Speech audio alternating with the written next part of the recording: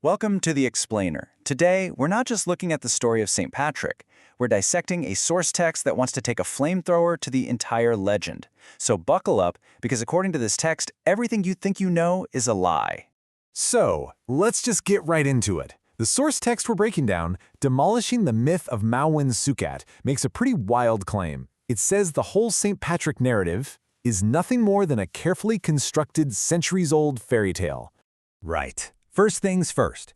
The source argues that to get to the truth, you have to start with the biggest lie of all, the man's actual identity, who he was, and more importantly, where he was from. And here it is, the first bombshell.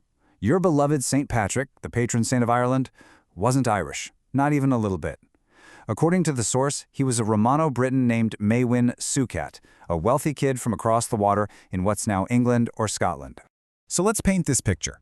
He's not some humble, chosen son of Ireland. He's a rich kid living a comfortable life until, at 16, he's kidnapped by Irish pirates. He's then dragged to Ireland and forced into slavery for 6 years. So his first real connection to the country, it wasn't love or faith, it was trauma. Okay, so maybe he wasn't Irish, but he's the one who brought Christianity to the island, right? Well, the source text we're examining says, nope, that's another core piece of the myth that it claims is a total fabrication. Just look at this timeline. It lays it all out. Christianity wasn't new when Patrick showed up. There were already Christian communities. The Pope had already sent another guy, Palladius, to be the first bishop to the Irish before Patrick even started his mission. He didn't start the party. He just showed up late. And this really gets to the heart of the source's argument. Patrick wasn't the first, or the only one. He was just the one with the best story. A former slave returning to save the souls of his captors? You can't write better marketing than that. The medieval church knew it, and they turned him into a brand. All right, now for the really famous stuff, the miracles, the legends you see on every t-shirt and greeting card. And this is where the source text gets particularly brutal, starting with, you guessed it, the snakes. Let me make this as simple as possible. This is the number of native snake species that have ever existed in post-Ice Age Ireland. 0. Zilch. Nada.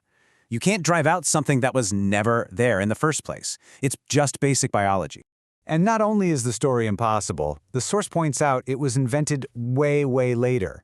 I mean, we're talking centuries after his death before anyone even bothered to write this story down.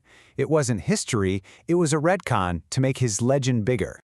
And that's the author's take, right there. Blunt. The story wasn't meant to be literal. It was a symbolic tale, an allegory, cooked up to make Patrick seem more epic, to put him on the same level as a huge biblical figure like Moses. The demolition just keeps on going. The Shamrock Trinity story? The source is clear. Patrick never once mentions it in his own writings. It's another later addition. And the color green? That has nothing to do with Patrick. That came about in the 1700s and 1800s as a symbol of Irish nationalism. Okay, so the myths are just that, myths. But his sainthood, that has to be legit, right? Well, according to our source, even that part of the story isn't quite what you think it is. So this is really key. Canonization. It's the formal, official, step-by-step process the Vatican uses to make somebody a saint. Remember that word, official. And here's the kicker, Patrick died centuries before that formal process was even invented. You just can't be officially declared a saint by a system that doesn't exist yet. It's like winning a Super Bowl before the NFL was founded.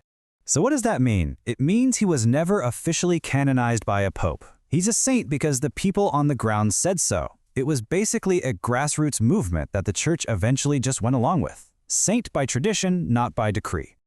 So, let's put all the pieces together. The source has deconstructed his nationality, his mission, his miracles, and even his sainthood. So what does that leave us with? What's the final conclusion? And there you have it.